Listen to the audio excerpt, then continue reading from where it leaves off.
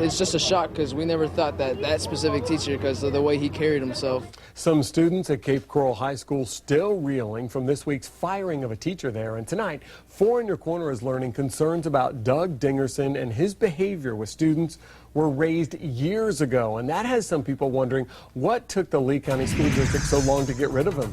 4 in Your Corner investigator Malcolm Johnson working to get you that answer. He is live at Cape High tonight. Malcolm.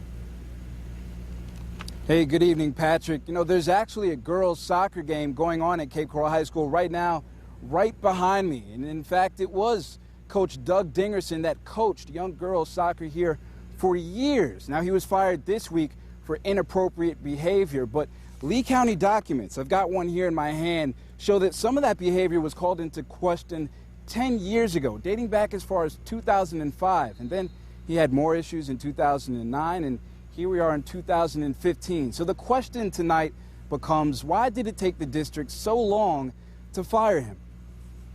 Wearing his Seahawk orange, Doug Dingerson smiled for the camera as he appeared in school yearbooks year after year. What was he like as a teacher? He would help everyone out. You know, he was a good teacher and all that. I wouldn't expect him to have ever done that, you know. It's just like shocking. The shocking stuff can be found in this 246-page document.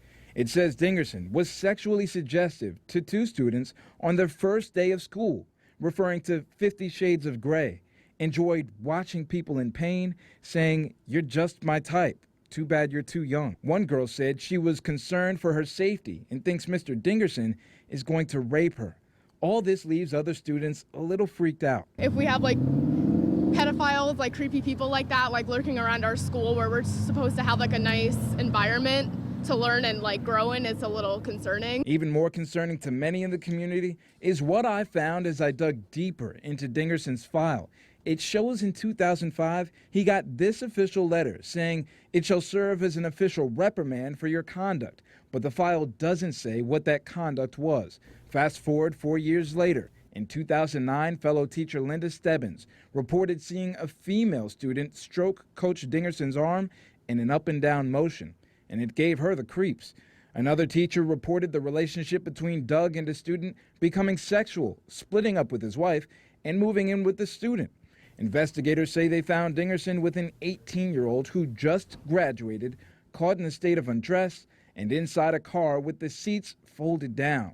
Some students now wonder why Dingerson's distractions were allowed to continue. I don't want to have to worry about that while I'm trying to learn and become something better than what I am now. So who was worrying about what Doug Dingerson was up to? I've been working to get that answer from the district, calling headquarters and emailing them more than once with a simple question.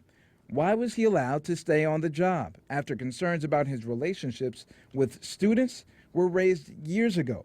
The district hasn't responded, but students had no trouble responding when I told them about the previous cases involving Coach Dingerson. But he kept his job. He was able to keep working with kids. What do you think? I think that's kind of weird.